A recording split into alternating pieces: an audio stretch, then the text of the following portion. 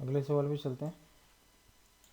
What sum will amount to ₹7,000 in 5 years at 1/3% simple interest?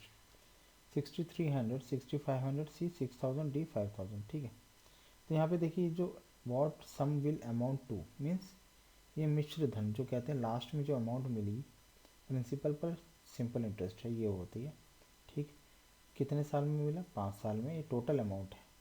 ठीक है, इसमें जिसने इसने अगर कुछ इन्वेस्ट किया होगा तो 7,000 से कम ही इन्वेस्ट किया होगा। ठीक है, तो उस अमाउंट में इंटरेस्ट जुड़ के 7,000 हुआ 5 साल में, 1/3% सिंपल इंटरेस्ट के दर से। आइए हमें पता करना है कितना इसने जमा किया था। ठीक, तो यहाँ पे देखिए अमाउंट कितना दिया गया? 7,000। हमें पता है अमाउंट का फॉर्मूला क्या होता है, प्रिंसिपल प्लस सिंपल इंटरेस्ट होता है। प्रिंसिपल अमाउंट जो उसने जमा किया और उस पर जो इंटरेस्ट मिला उसको मिला के टोटल अमाउंट होता है अमाउंट। ठीक है, मिश्र धन कहते हैं उसको हिंदी में।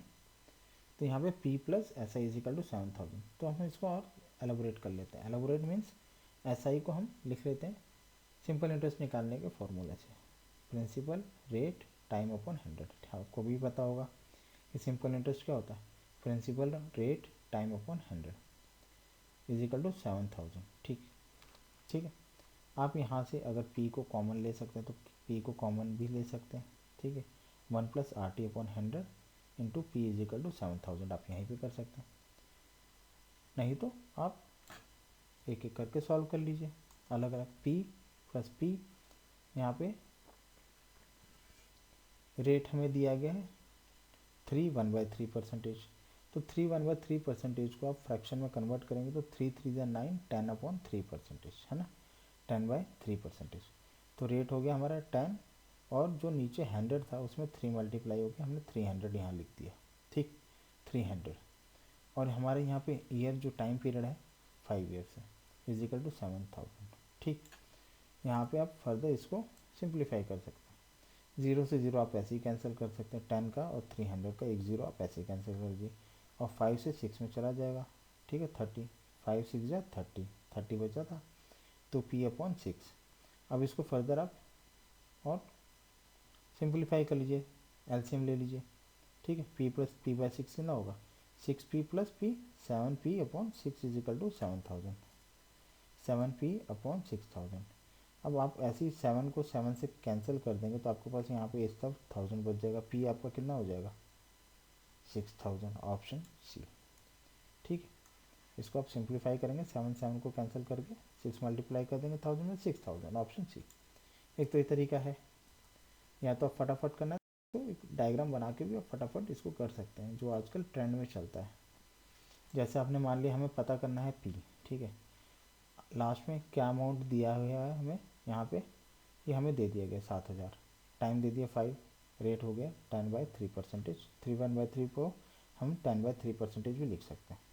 ठीक है, इसको फर्दर आप ऐसे भी लिख सकते हैं, P 7,000 हो गया और इन दोनों को RT परसेंटेज भी लिख सकते हैं। ठीक है, क्योंकि आपको पता है कि P RT परसेंटेज बढ़ेगा तभी 7,000 तक पहुँचेगा। P RT परसेंटेज बढ़ के ही 7,000 पे पहुँचता है। ठीक है, रेट। ठीक है, प्रिंसिपल अमाउंट में आप अगर प्रॉफिट एंड लॉस के जानते हैं, कॉस्ट प्राइस पे आप किसी R% पे बढ़ाएंगे तो सेलिंग प्राइस पे ही पहुंचता है। ठीक है, बीच में जो मिलता है वो प्रॉफिट या लॉस होता है। ठीक है, तो मेन अगर बढ़ा के बेचते हैं, रेट अगर जोड़ते हैं आप प्रिंसिपल कॉस्ट प्राइस पे तो प्रॉफिट ही होता है, और अगर कम में बेचते हैं तो लॉस होता है ना।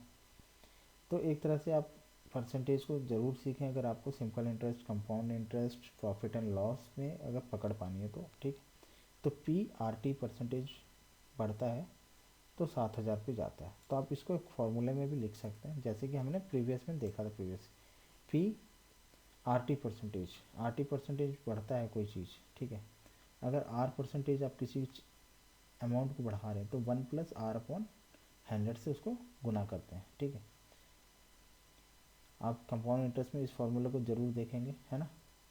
तो P into 1 plus RT upon 100 equal to 7,000। ठीक है, ये वही बात होगी, P plus PRT upon 100 means total amount equal to 7,000। वही आप प्रीवियस सॉल्यूशन में यहाँ हमने थोड़ा सा डायग्राम रूप में दे दिया है, लेकिन कहीं की कॉम्प्लेक्स जगह पे ये बहुत ज़्यादा ही सरल कर देता है आपकी सॉल्यूशन को।